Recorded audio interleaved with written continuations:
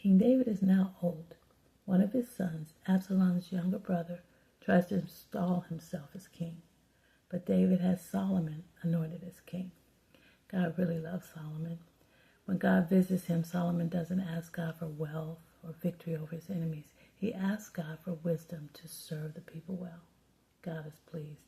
And not only does he give him wisdom, but wealth and peace from his enemies for most of his reign. Even today, 3,000 years later, most of us are familiar with Solomon's wisdom and the magnificent temple he built in Jerusalem. The rest of 1 Kings is about the building of the temple, Solomon's extravagant worship of God, his many wives and concubines which he acquired on his quest for understanding. Unfortunately, those 700 wives and 300 concubines from nations God clearly instructed his people not to marry caused him to turn his heart from God. They encouraged him to worship their gods instead, which he did.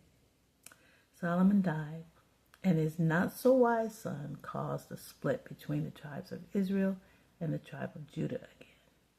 So now we start reading about the kings of Judah and the kings of Israel. Most of the kings of Judah did good in God's sight. All of the kings of Israel did evil in God's sight. It was just one bad king after another. First King ends with the king of Israel that did more evil in God's sight than any of them, King Ahab. He married this pagan queen Jezebel, and she sets up altars of Baal, brought her prophets of Baal to Israel, and made a mockery of God's commandments. God sent Elijah the prophet to continually rebuke and challenge Ahab. Eventually, God tricks Ahab, and he ends up dying in battle, just like the Lord said.